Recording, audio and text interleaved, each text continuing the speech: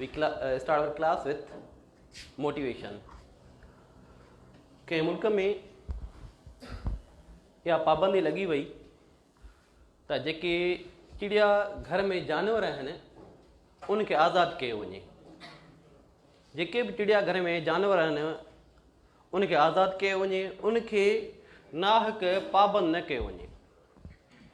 जॾहिं उन शइ ते अमल थियो, उन चिड़िया घर जे मालिकनि छा कयो, सभिनी जानवरनि खे आज़ादु कयो. उन में हिकु टोलो शींहनि जो हुयो. जॾहिं शींहनि खे आज़ादु करे झंग में छॾियो वियो, कुझु हफ़्तनि खां पोइ मालिक सार संभाल लहण आया त जेके असांजा चिड़िया घर जा जानवर आहिनि उहे ज़िंदा आहिनि या न आहिनि, या उहे कहिड़ी हालति में आहिनि. जॾहिं हुननि ॾिठो त शींहं जेके कुझु जानवरनि जे ज़रिए खाधा विया हुआ, कुझु जानवर बुखायल जानवर गिदड़ बघड़ कुता झंगली जेके हुआ उहे शींहनि खे खाई विया. हुनखे ॾाढो अफ़सोस थियो त असांजा शींहं जानवरनि खां खाइजी विया. ऐं हुननि तहक़ीक़ करणु शुरू कई त आख़िर ईअं छो थियो जो शींहं जानवरनि जे ज़रिए खाइजी विया. तहक़ीक़ खां पोइ हुनखे इहा ख़बर पई त जॾहिं असां चिड़िया घर में शींहनि खे पालियो हो त उन्हनि शींहनि खे वेठे गोश्त ॾिनो वियो, हुननि खे महिनत न पे करणी पई. वेठे हुनखे गोश्त ॾिनो वियो, हुनखे का बि जफ़ाकशी, का बि कोशिशि, का बि महिनत न पे करणी पई. हुनखे ठहियो ठुकियो गोश्त मिलियो पिए. उहो ई अंदाज़ो लॻायूं, ॾिठूं त जॾहिं झंग में शींहनि खे छॾियो वियो त उहे हिरियल हुआ ठहे ठुकियल गोश्त ते. बाक़ी जेके झंग जा जानवर हुआ उहे हुआ बुखायल. जॾहिं उहे बुखायल हुआ, जॾहिं शींहं आया उहे उनखे खाई विया. असां में काफ़ी there are lot of students who are leading their life with a comfortable zone. असांजे काफ़ी स्टूडेंट्स आहिनि जेके ज़िंदगी गुज़ारींदा आहिनि कंफर्टेबल ज़ोन में गुज़ारींदा आहिनि, सफ़ा आसाइश में गुज़ारींदा आहिनि. ऐं असां आहिस्ते आहिस्ते आहिस्ते ईअं थी वेंदा आहियूं जीअं शींहं. तव्हां हिकु मिसाल वठो डायनासॉर जो. जेके दुनिया में वॾे में वॾा जानवर हुआ उहे डायनासॉर हुआ. छा थियो, डायनासॉर वक़्त सां गॾु हलणु न सिखिया, उनजो नस्ल तबाह थी वियो.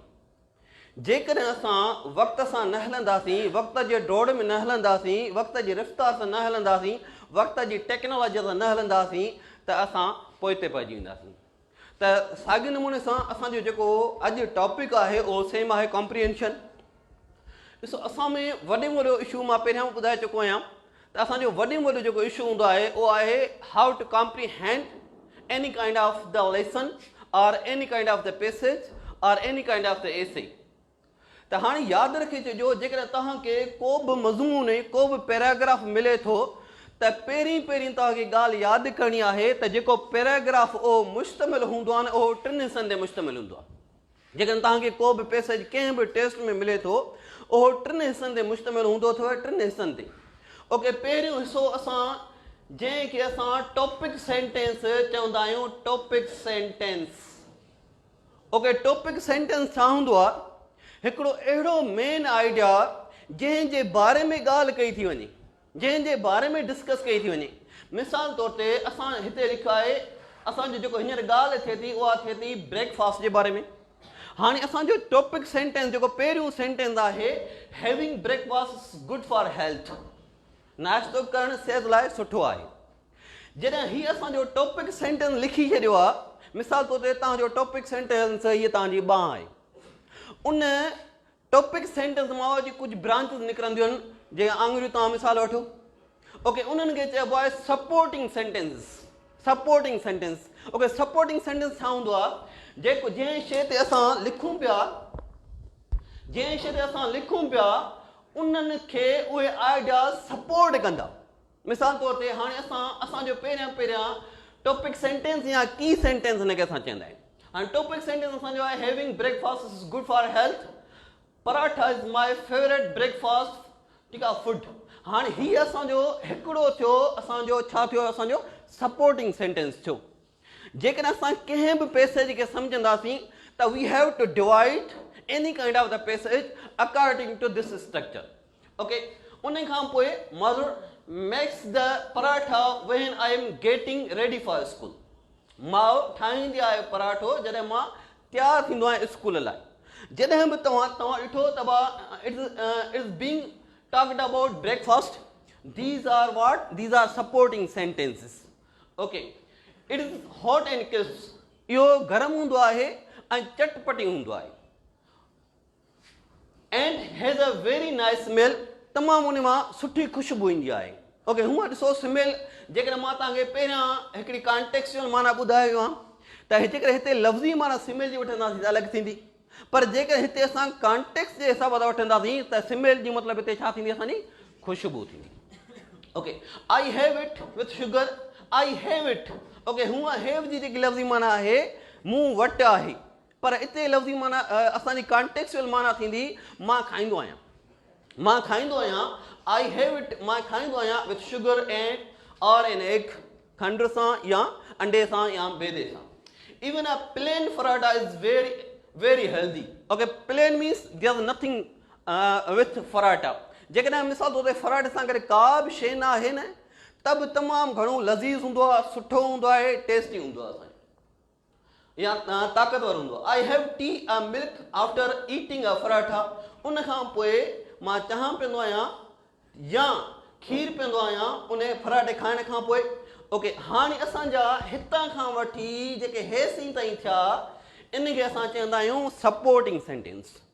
जॾहिं असांजो सपोर्टिंग सेंटेंस ख़तमु थी विया उन खां पोइ आख़िर में ईंदो आहे कंक्लूजन सेंटेंस. कंक्लूजन सेंटेंस माना असांजी जेकी रिज़ल्ट निकिरंदी आहे उनखे चइबो आहे कंक्लूजन सेंटेंस. ओके, असांजो उहो हूंदो आहे a good breakfast keeps me happy and active in school. जेको मां सुठो नाश्तो कंदो आहियां, तंदुरुस्त नाश्तो कंदो आहियां, मूंखे ख़ुशि ऐं तंदुरुस्त तवानो बनाईंदो आहे. हाणे हिकिड़ी शइ यादि रखिजो, जो कॾहिं कॾहिं टेस्ट में ईंदो आहे त you must have to find the title. जेको पैसेज आहे उहो पैसेज छाजे बारे में आहे. हाणे तव्हांखे ॿ आइडियाज़ मां ॾियां थो त how you have to find the passage, title of the passage. हिकिड़ो इहो आहे त हमेशह जेको टाइटल हूंदो आहे या त तव्हांजे टॉपिक सेंटेंस में हूंदो आहे या त तव्हांजे कंक्लूजन सेंटेंस में हूंदो आहे. यादि रखी छॾियो, या तव्हांजो टॉपिक सेंटेंस में मिसाल तौर ते असांजो छाजे बारे में डिस्कस थी थिए, ब्रेकफास्ट जे बारे में डिस्कस थिए. ओके, छाजे बारे में डिस्कस थी थिए, ब्रेकफास्ट जे बारे में डिस्कस थी थिए. In two places breakfast has been mentioned. ॿिनि जॻहियुनि ते ब्रेकफास्ट खे मेंशन कयो वियो आहे. Number 1 ideas. Okay, number 2 ideas त हिते जेकी बि असांजी डिस्कशन थिए थी उहा छाजे बारे में थिए, असांजी ब्रेकफास्ट जे बारे में थिए थी. Okay, this is a sample how we have to understand any kind of the paragraph. Okay, यादि रखिजो जो हिकिड़ो त जॾहिं लेटर्स कंबाइन थींदा आहिनि त असांजा वर्ड्स ठाहींदा आहिनि. जॾहिं वर्ड्स कंबाइन थींदा आहिनि त असांजा सेंटेंस ठाहींदा आहिनि. जॾहिं सेंटेंस कंबाइन थींदा आहिनि त असांजो पैराग्राफ ठहंदो आहे. ओके, पैराग्राफ 3 शयुनि ते मुश्तमिल हूंदो आहे. हिकिड़ो छा हूंदो आहे, असांजो टॉपिक सेंटेंस हूंदो आहे. ॿियो असांजा सपोर्टिंग सेंटेंस हूंदा आहिनि. टियों असांजो कंक्लूजन सेंटेंस हूंदो आहे. हाणे जॾहिं तव्हांजो वरी सबक़ु हूंदो आहे उहो सबक़ु वरी छा ते मुश्तमिल हूंदो आहे, उहो सबक़ु तव्हांजो वरी पैराग्राफ्स ते मुश्तमिल हूंदो आहे. तव्हांजो जेको लेसन हूंदो आहे न उहो पैराग्राफ ते मुश्तमिल हूंदो आहे. अॼु जेको पाण लेसन पढ़ूं पिया उहो पंहिंजो लेसन आहे, lesson number 3, better be safe than sorry. Better be safe than sorry. Okay, इहा हिकिड़ी कहावत आहे न त न अचण खां देरि अचणु बहितर आहे, न अचण खां देरि अचणु बहितर आहे. या असां मिसाल तौर बेटर बी सेफ, अफ़सोस खां बजाए असां पंहिंजी पाण हिफ़ाज़त कयूं. हाणे असांजो जेको टियों लेसन आहे उहो घणनि पैराग्राफ्स ते मुश्तमिल आहे. Our third lesson consist of 6 paragraphs. असांजो जेको टियों लेसन आहे उहो मुश्तमिल आहे घणनि पैराग्राफ्स ते, 6 पैराग्राफ ते. हाणे ॾिसो त how you have to understand whole lesson. असां सॼे लेसन खे कीअं सम्झूं त सॼो लेसन छाजे बारे में थो ॿुधाए.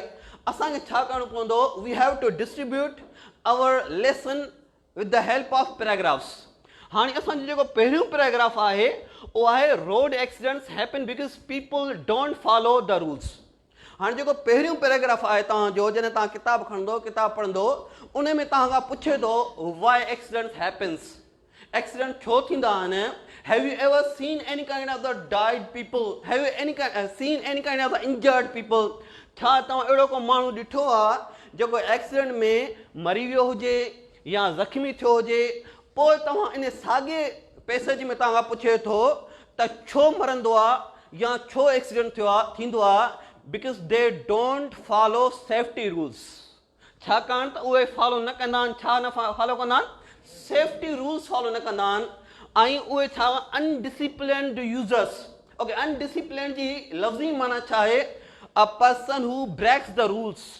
अहिड़ो माण्हू जेको क़ाइदनि ऐं क़ानून जी भञकिड़ी कंदो आहे न, त असां उनखे छा चवंदा आहियूं? Undisciplined users. त पहिरियों पैराग्राफ तव्हांजो छा ते मुश्तमिल आहे? Died, injured, safety rules, undisciplined users. Okay, सम्झ में अची वियो पहिरियों पैराग्राफ? ओके, जेको असांजो ॿियों पैराग्राफ आहे, 3 types of people are responsible. 3 क़िस्मनि जा जेके माण्हू हूंदा आहिनि उहे रेस्पॉन्सिबल हूंदा आहिनि. For what? बिकॉज़ एक्सीडेंट अकर. छो त उहे जेके हादसा थींदा आहिनि उन्हनि में 3 क़िस्मनि जा माण्हू शामिल हूंदा आहिनि. ओके, हिकिड़ा माण्हू उन्हनि में कहिड़ा कहिड़ा हूंदा आहिनि? हिकिड़ा असांजा माण्हू उहे हूंदा आहिनि जेके वॾियूं गाॾियूं हलाईंदा आहिनि. मिसाल तौर ते ट्रक हलाई, असांजी बस हलाई, असांजी सुज़ुकी हलाई. These kind of people are involved, ठीकु आहे, इन एक्सीडेंट्स. पहिरें क़िस्म जा माण्हू. ओके, ॿिए क़िस्म जा माण्हू पेडेस्ट्रियंस. पेडेस्ट्रियंस छाखे चइबो आहे? उहे माण्हू जेके पैदल हलनि, त उनखे छा चइबो आहे? पेडेस्ट्रियंस चइबो आहे. ओके, 3 माण्हू जेके हूंदा आहिनि उहे मोटर साइकिलिस्टिस. उहे माण्हू जेके मोटर साइकिलनि ते साइकिल या मोटर साइकिल ते हलंदा आहिनि, त इहे 3 माण्हू आहिनि छा जा सबबु बणिजंदा आहिनि? एक्सीडेंट जा सबबु बणिजंदा आहिनि. ओके, हाणे जेको असांजा बेगर्स हूंदा आहिनि ऐं सेलर्स हूंदा आहिनि, इहे छा में था असांजा अची वञनि? पेडेस्ट्रियंस में था अची वञनि. मिसाल तौर ते अहिड़ा माण्हू जेके फ़क़ीर आहिनि, गाॾियूं हलंदियूं आहिनि, हलंदड़ गाॾियुनि में पिनंदा आहिनि, ओचितो गाॾी ब्रेक हणंदी आहे, त बि इहे असांजे एक्सीडेंट जो सबबु बणिजंदा आहिनि. उन खां पोइ अहिड़ा माण्हू जेके हलंदे का बि शइ खपाईंदा आहिनि, त बि उहे छाजो सबबु बणिजंदा आहिनि? असांजो एक्सीडेंट जो सबबु बणिजंदा आहिनि. त तव्हांजो जेको ॿियों पैराग्राफ आहे उहो मुश्तमिल आहे, there are 3 kinds of people are involved in accidents. 3 क़िस्म जा माण्हू मुश्तमिल आहिनि छाजे सबब जे करे? एक्सीडेंट जे करे. ओके, तव्हांजो जेको टियों आहे पैराग्राफ, इहो टियों पैराग्राफ आहे त जेकॾहिं असां हादसनि खे रोकियूं त असांखे छा करणु खपे, असांखे कहिड़ियूं स्ट्रेटजीस अपनाइणु खपनि, कहिड़ियूं शयूं अपनाइणु खपनि असांखे, कहिड़ियूं शयूं? पहिरियां role of the media. Role of the media जो कहिड़ो आहे? तव्हां रेडियो जे थ्रू अहिड़ा प्रोग्राम करायो. You must have to conduct programmes on radio and TV to give the information to the people that you shouldn't cross road like this. तव्हांखे road हीअं cross न करणु खपे. तव्हांखे जेकॾहिं साई बती ॿरे त हीअं शइ करणु खपे, जेकॾहिं नीरी बती ॿरे त हीअं करणु खपे. त we have to give information to the people with the help of radio and television. Okay, हाणे असांखे ॿियो जेको असांजो आहे अपीलिंग प्रोग्राम्स. अपीलिंग प्रोग्राम्स जो मतिलबु इहो आहे त वॾे में वॾो जेको किरदारु हूंदो आहे उहो हूंदो आहे ट्रैफिक पुलिस जो. ट्रैफिक पुलिस माण्हुनि खे there should be awareness about safety rules conducted by the traffic police. जेकी ट्रैफिक पुलिस आहे उहा अवेयरनेस ॾे. छाजे बारे में अवेयरनेस ॾे? थ्रू अपीलिंग प्रोग्राम असांखे ट्रैफिक रूल्स जे बारे में अवेयरनेस ॾे. त जेको असांजो टियों पैराग्राफ आहे उहो आहे मीडिया, अपीलिंग प्रोग्राम्स ऐं पुलिस. असांजो जेको चोथों प्रोग्राम आहे उहो आहे what is the role of the parents. जेकॾहिं हादसा थियनि था त छा उन्हनि हादसनि में कुझु माइटनि जो किरदारु थी सघे थो त उहे हादसा घटिजनि? हा, थी सघे थो. कहिड़ो थी सघे थो? त असांजा जेके माइट आहिनि पहिरियां पंहिंजे ॿारनि खे हिदायत कनि. They should advice to their children that U shouldn't ride a bike fast. तव्हांखे जेकी गाॾी आहे उहा तेज़ न हलाइणु खपे. ऐं उन्हनि खे इहो करणु खपे त जेके अंडर एज आहिनि, उमिरि जा घटि ॿार आहिनि, उन्हनि खे गाॾियूं हलाइणु न ॾिनियूं वञनि. ऐं उन खां पोइ कॾहिं कॾहिं छा थींदो आहे? दे बोरो बाइसिकल और motor cycle to any kind of the person and they ride. कॾहिं कॾहिं कंहिं माण्हू खां उहे बोरो कंदा आहिनि, माना उधारो वठंदा आहिनि, साइकिल वठंदा आहिनि या मोटर साइकिल वठंदा आहिनि. त हुननि खे ॾिसणु खपे त हू कंहिंखां उधारी वठनि था. उन खां पोइ ड्राइविंग लाइसेंस. जेकॾहिं मिसाल तौर ते असांजो कंहिंजो बि ड्राइविंग लाइसेंस ठहियलु आहे त उन्हनि खे इजाज़त ॾिनी वञे त हू मोटर साइकिल या का बि गाॾी हलाइनि, न त इजाज़त न ॾिनी वञे. उन खां पोइ जेको असांजो चोथों पंजों पैराग्राफ आहे उहो आहे text books and road safety. Okay, text books में छा हुअणु खपे? There should be information about safety rules. Okay, like this lesson being read by us, जीअं हींअर असां सबक़ पढ़ूं था, this is present what? This is present text books. त okay, we have been given information with the help of text books. असांखे छा जे ज़रिए मालूमात ॾिनी पई वञे? टेक्स्ट बुक्स जे ज़रिए असांखे इंफॉर्मेशन ॾिनी पई वञे. ओके, उन में छा हुअणु खपे? Green cross. जेकॾहिं असांजो साओ बटण ॿरे थो त असांखे छा करणु खपे? पहिरियां असांखे स्टॉप बीहणु खपे, लुक निहारणु खपे, लिसन ॿुधणु खपे त का गाॾी अचे त कान थी. ओके, थिंक सोचणु खपे, एंड क्रॉस, ऐं असांखे पोइ रोड को बि क्रॉस करणु खपे. ओके, लास्ट जेको तव्हांजो पैराग्राफ आहे उहो आहे safety tips for road users. असांजा जेके सेफ्टी टिप्स आहिनि उहे सेफ्टी टिप्स इन किताब में पेडेस्ट्रियंस लाइ अलॻि ॾिना विया आहिनि तव्हांजा. ओके, मोटर साइकिलिस्ट लाइ अलॻि ॾिना विया आहिनि तव्हांजा, ऐं व्हीकल्स लाइ तव्हांजा अलॻि ॾिना विया आहिनि. जेकॾहिं if U follow these road safety rules, accidents will not occur. जेकॾहिं असां ही सेफ्टी रूल्स अप्लाई कंदासीं त हादसो असांजो को बि न थींदो. Have you gotten it? हा, सम्झ में अची वई आहे? ओके, हाणे in last what we have to do? Motivation. Okay, जॾहिं बाज़ ऊंची उड़ान कंदो आहे न, जॾहिं बाज़ ऊंची उड़ान कंदो आहे त कोशिशि कंदो आहे त मां आसमान खे छुहां. जॾहिं उहो आसमान खे छुहण वारो हूंदो आहे त कांव उन सां मुक़ाबिलो करण जी कोशिशि कंदो आहे. जॾहिं कांव उनखे पुॼी न सघंदो आहे त छा कंदो आहे? बाज़ जे मथां चढ़ी वेही रहंदो आहे.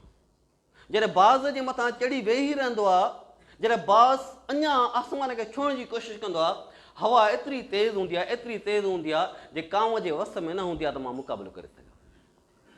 You are very powerful. You are very powerful. What you have to do? You have to be what? You have to be eagle. तव्हांखे छा थियणो आहे? तव्हां ईगल थियणो आहे. First you have to motivate yourself. तव्हांखे इहो पाण खे मोटिवेट करिणो आहे त आई कैन डू, मां इहो करे सघां थो. I am eagle. There is no any kind of hindrances which prevent me for passing the test. Bundle of